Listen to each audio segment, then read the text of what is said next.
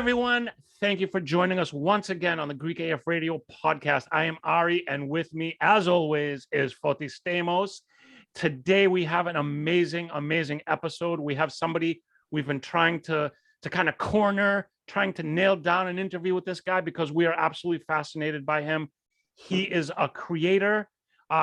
He has a long history of doing a lot of cool things, author, podcaster, amongst many others, but he is officially a creator on GreekAFRadio, and we're just a big fan of his. We're a big fan of his writings, his podcast, everything. So we wanted to bring him on so we could kind of introduce him to our audience. So without much further ado, let me bring Foti on. Hello, Foti. Yasu Ari. How are you? I'm great. And as always, excited for all of our podcasts. And for this one specifically, super excited. As you mentioned, all those great words about our guests. And I would like to consider our guests the Zeus of our podcast. Right? So without further ado, let's invite our guest, Patrick Garner. Patrick, thank you so much for joining us. It's a pleasure to have you with us. It's my immense pleasure to be with you guys, and I'm very excited to do this. And if I'm going to be the Zeus, I should have a quiver full of thunderbolts. But I left it in a back room. You're lucky. You're lucky. It's so appropriate because when anything you say about Zeus or any of the gods, I'm taking it as fact because you're the one who knows. So Patrick, again, thank you for being with us. Thank you for taking the time. Love your podcast. But before we start talking about that, let's kind of go a little bit back in your history. Can you tell us a little bit about you, about like where you come from, like what you've studied, stuff that you've done that has kind of led up to where you are today? What part of Greece you're from? Yeah, so I've got this sort of funky, eclectic background. I got a degree in drawing and painting many years ago, and because it was very difficult to make any money drawing and painting, I sort of segued into engineering, and so I've been over the last probably 15 to 20 years, I predominantly worked professionally as a wetland scientist and a hydrologist. Cool. And I do a lot of work in New England, predominantly in Massachusetts. I do what are called peer reviews for towns, where development projects are brought in and they hire me to review whether they comply with state regulations. So that's what I do professionally. And then sort of avocationally, I do all kinds of crazy creative work. And I always have. So I've been in a number of my art works are in different collections, a couple of museums around the world. So I've done that, but at the same time, I've also been a writer, and I've written professionally.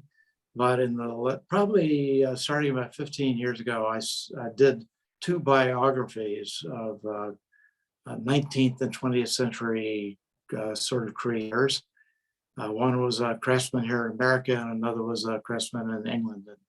And nobody had written about them. They were wizards and geniuses, and I wanted to give them some PR. So those books are still in print. They were very successful, and that was sort of launch into serious writing. And then at some point, I'm going to go back about 5 years ago, I began to be sort of obsessed again with Greek gods and goddesses. I'm avoiding the word mythology because the entire premise I have is that the gods were not mythological, but the gods were real. And as I say in every one of my podcasts, they are here now. So it's sort of an outlier approach to take, but it's very real to me, and I think it makes a lot of sense as well. I think that is amazing, and I think there's a huge demographic of people that are exactly, whether they know it or not. If they know it, great. There's a demographic that would follow you for this, and I think there's a lot of people out there that if you explain it to them, they will be 100% in. Yeah, Yeah, well, when you really get into it and you drill down into it, and these crazy, Olympic gods, they were all rather cool. They had different characteristics, and some of them were sort of cruel, and others were full of themselves, and there was a lot of arrogance. But they're fascinating. Every one of them was.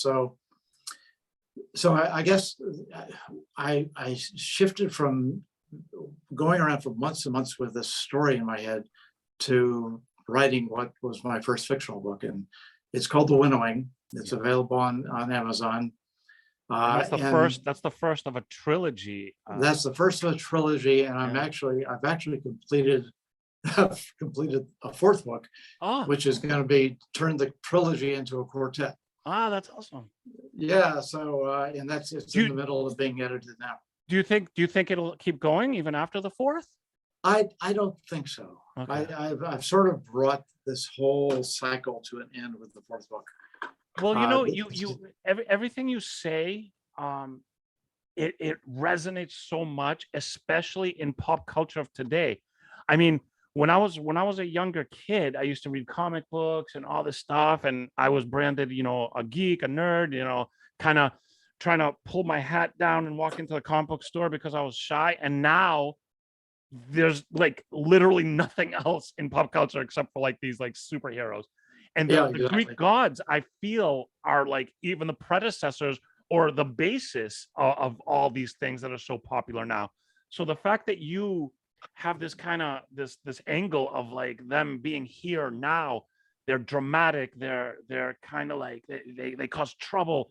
I mean, that's just entertainment. That's everything we love even today.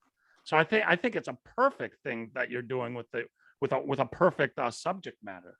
Well, I've got this sort of geeky explanation myself about how it all sort of gelled and came together for me. Oh, beautiful. I was first introduced to Greek mythology like most of us were in high school. And I read a couple of the books that we were introduced to, and it didn't seem, something didn't mesh for me. And, I got it. I followed all the gods. I thought they were quite cool, all that sort of thing. But I had a difficult time with the mythology part of it. They seemed very real to me at the time, but scholars, academics were just adamant that this was mythological. And yet the stories were so complex, and so they went on and on and on, and they still do. And so I sort of left it at that. And then I picked back up probably about 20 years ago. And there's are you guys familiar with the early 20th century Greek poet C.P. Cavafy? I don't know. Okay, well, he was so. Okay, so Cavafy is Cavafy, and Cavafy was probably one of the great poets of the 20th century. Okay. And he's considered maybe one of the two or three greatest modern Greek poets. And he wrote a poem that I was just randomly, I was reading the collection of his work at one point, and he wrote a poem about being in a city, and the citizens of the city would occasionally see this incredibly sort of glamorous, handsome man come into the city late in the evening and stroll into the nightlife of the city. And some people would turn to each other and say, "So who is this dude?" And they'd shrug and say, "He's probably a stranger." But the poem then went on to say, but others who were sort of more aware looked at each other and wondered who among them he was, meaning which of the gods had come down. And it just let off this light bulb with me. And it was like, that's it. They haven't gone anywhere. They're not myths. They just sort of made a shift, and they got bored with being gods, and I absolutely love this. Like, I absolutely love this. And like I said, because of like what I used to be into, well, still am, but those things that I always had as like these kind of like love of these stories and love of the style. And yeah, the fact that I'm Greek also is kind of cool, that this is like the Greek mythological thing. But the way you put it, I never thought of it myself that way. You really need to make a movie. I think you need to write a movie. I mean, this is the most popular stuff right now. This is like what everybody's after. And if not a movie, then just go right to Netflix or something and just pitch them, and they'll throw a whole bunch of money at you, and you can make something really cool. Well, I love it. I've got a son in LA who is in the industry, and I keep pushing him and saying, hey, dude, you've got a candidate right over here. Absolutely does. I just love this whole kind of the vibe that you bring. And so was that what the root of your deciding to create a podcast was? No, that sort of kicked off the novels, and then okay, so that kicked off your writing. You're right. Okay. Yeah, the podcast followed the novels, and one sort of flowed from the other. And I guess there's a little bit of background too. I got a master's in playwriting from Trinity Rep in Providence. Oh, cool. And started a small theater there. So I have that whole sort of theatrical background as well in my background. And all of these things have sort of melded and come together. But I'll talk briefly about the book, because I still find it kind of interesting. Yeah. I know a lot about writing, and I've as I said, I've done both nonfiction and fiction. But it was sort of terrifying writing this first book. I had a little more confidence with the first one, but what was terrifying was that I felt compelled to write this thing. I knew that there were going to be gods and goddesses in it, and I could sort of visualize some of the characters, but I didn't have a clue what the story was going to be. Mm-hmm. Now, that may not sound unusual, but the typical thing today, if you're writing a novel, for instance, is you outline the thing completely. You know every character. Mm-hmm. You know the color of their hair, and you know their accent, and you know their quirks and the clothes they wear, and you got it all figured out. I didn't have any of that, anything. Mm. I just sat down one evening and began to write. And here's the really weird part, and it still blows me away. It was, I write in my podcast, one of my podcasts deals with the muses. And the muses in Greek mythology were either 3 or 6 or 7 young women who would inspire different creators. Mm-hmm. They were muses for music and muses for sculptors and, that sort of thing. And it was really as if I melded with some muse who really was using me to dictate the story that she had to tell. I mean, it was weird. I love this. Yeah, it was weird. So I got a couple chapters into this thing. It was just flowing like crazy. It was all just as neat and clean as it could be. I was a genius. It was like great writing. And at some point I wrote myself into a corner. It was like, oh my gosh, how are the characters ever going to get out of where I've written them? It'll be impossible. And in fact, I told my wife that evening, all of this time, all these days, weeks, and I've ruined it. I don't know where I'm going or how to get out of this.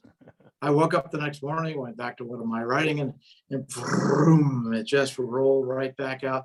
And over and over in the book, the same thing happened. And then it came to a conclusion. It was a nice conclusion. It's been a trip, I guess, is the best way to put it.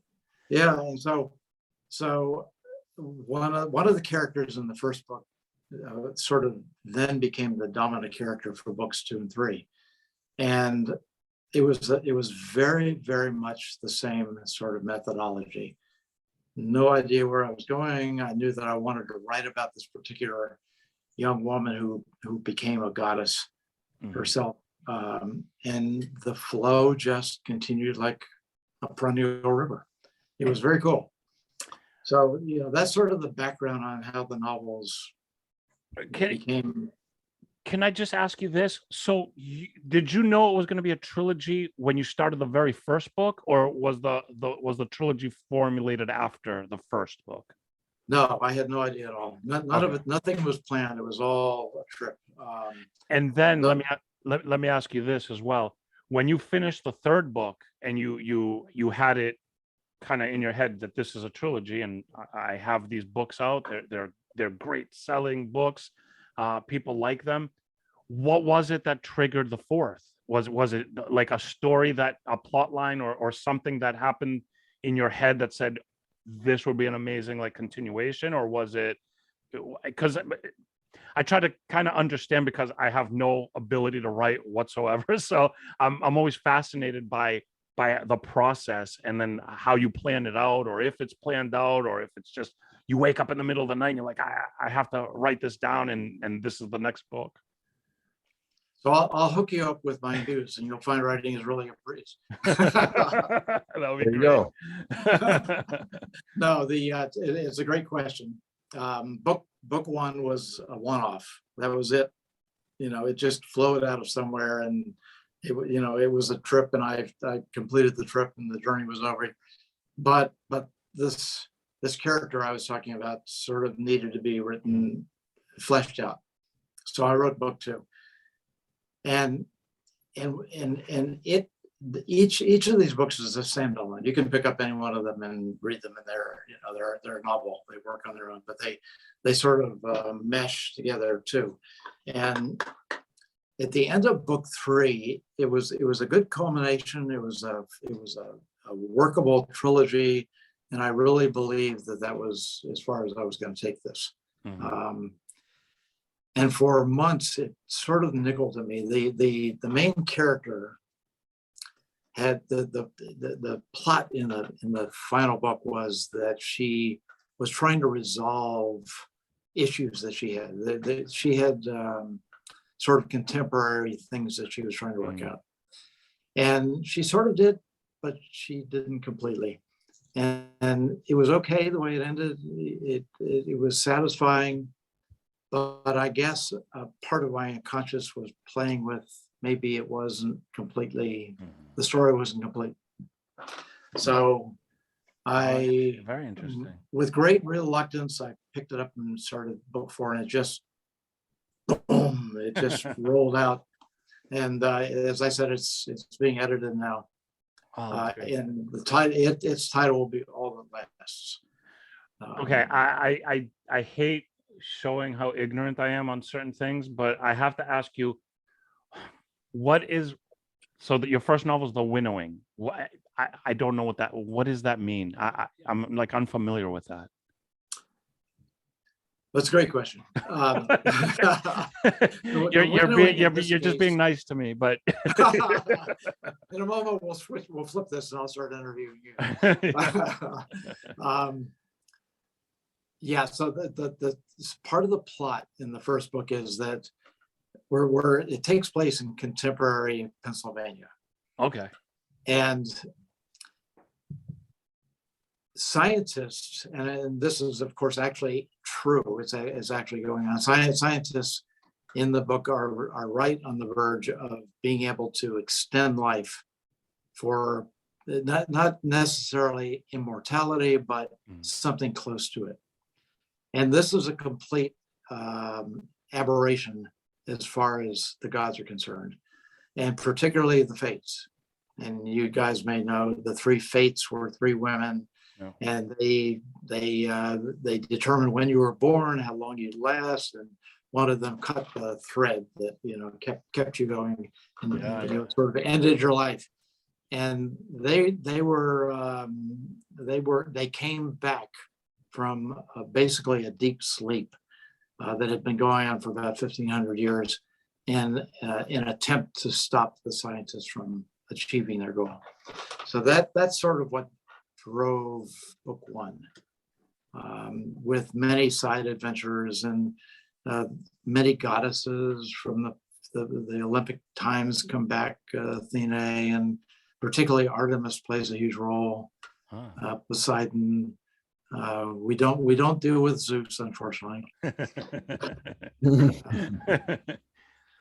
that I love this. I Yeah. just I really think that this is such an amazing like concept that you have, and I look so forward to reading these books because so when we first connected for your podcast to be on our platform, I would listen to it, and I I mean no offense to other people, but like yours was the one where I was like, all right, this is like a real deal podcast. This is like something I could listen to. I could pop on in the car. It's not just people talking back and forth. And again, we have some great podcasts, and talking back and forth is perfectly fine. But sometimes I want to put a podcast on that is going to take me somewhere and set a mood and just like kind of take me away from whatever I'm doing. And yours is that podcast. So we were just so excited. And when I saw that you're the author and you do this and you do that, and I read about the books, I was like, oh, I definitely have to read those. But now after speaking to you, it's absolutely number one on my list. And summer's here, the beach is here, so I have my reading material for sure. Right.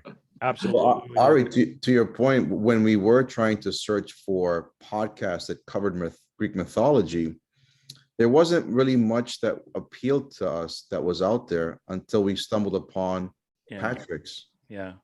No, he did. He. So for anybody watching or listening to this, if you haven't, you absolutely must, absolutely must check out his books and absolutely must listen to his podcast. It's like, I love it. I love the whole feel of it. I love you have the proper music that sets the tone. There's climaxes, there's everything that I look for to be kind of, pulled into a different world. And this podcast does that. And I'm just so happy that you allow us to share your work with our platform. So we definitely thank you for that. So let's kind of transition now. So how did you decide to do a podcast? The podcast sort of flowed naturally out of the books because I imagine it would. Yeah, I'd been living and been saturated in all of these stories, just sort of seeped in it for 4 or 5 years. And of course, I'd been fascinated by the Greek gods for forever. I like to say 4 centuries, but that wouldn't be. we gotta check you out. I mean, we may find like articles from like the 1700s, and you're like in the background, kind of wielding some sort of mischievous. Yeah, you're spot on. They're out there. We just have to. I'm trying to keep them buried so that I don't become too old appearing. That's so funny. I'm already fighting that with the black hair thing. Yeah. So it was a natural transition, you say? It was a natural transition, and as I said, I have a son who's in LA, and he's actually deep in podcasting. He worked for a lot of major companies doing them, and at some point he sort of turned to me and said, "Dad, you ought to do a podcast." And I was like, "What are you talking about? You're crazy. I can't talk. I just can't do that thing." But within a couple of months, there I was. I had a professional studio set up with an expensive mic, and I was doing podcasting. So it's been an interesting learning experience, but it's been great fun too. I mean, like I said, I think you're a natural. I think that your podcast is great. I don't just say that because you are sitting in front of me or virtually in front of me right now, but we wanted you on the platform because we felt that you were doing mythology justice. You were bringing life to these stories that we all know and have heard and just are fascinated by. And like I said, everything about the podcast is just done well. It's a great podcast. Highly suggest everybody listen. We're actually gonna put all your information, in the liner notes.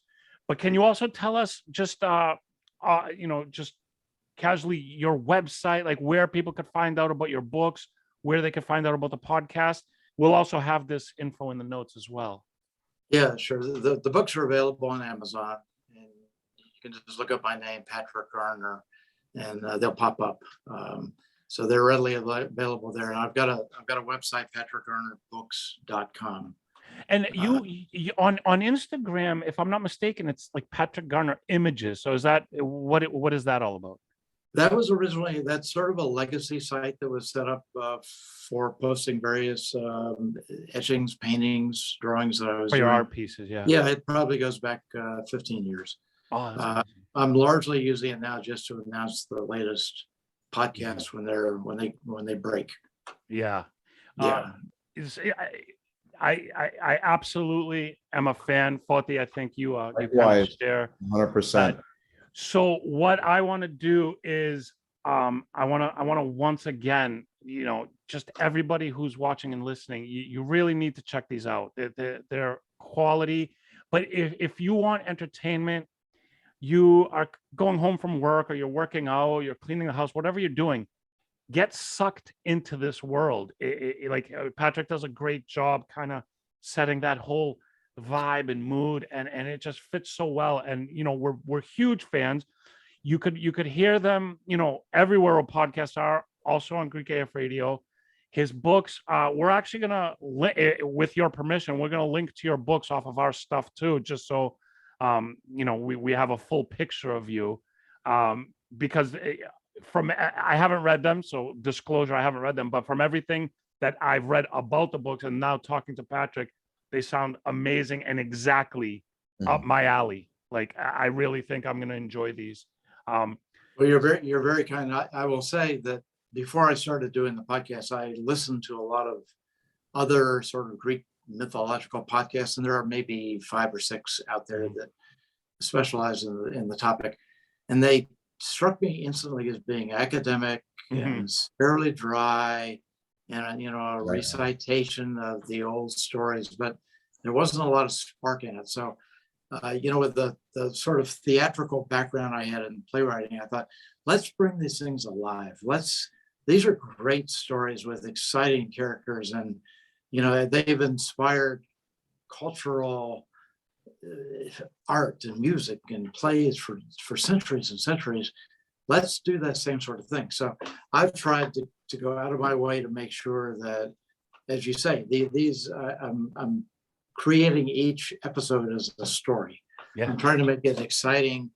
For instance, I don't know if you're familiar with the Eleusinian mysteries and Eleusis.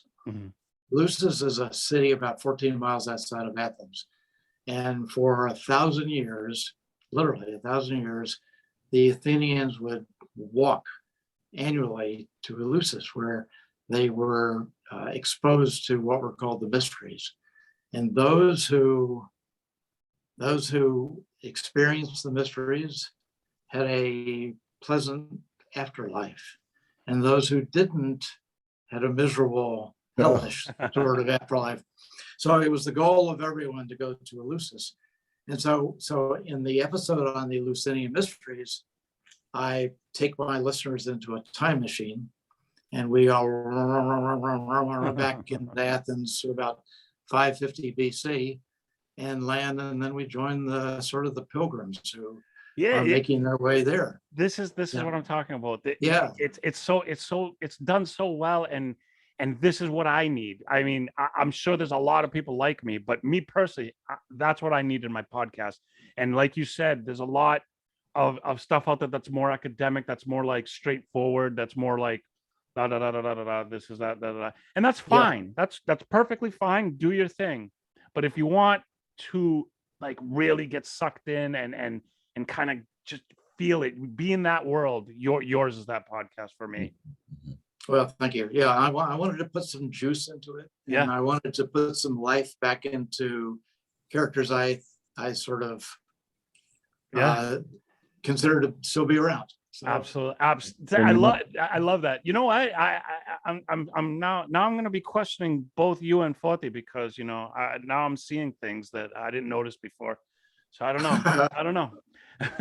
But you know what? I want to say a big thank you, Patrick, for joining us and taking the time to kind of tell us a little bit more about you and about where you come from and what you do. And I want to tell everybody out there once again, absolute big fans. Check it out. We're going to have all the information linked.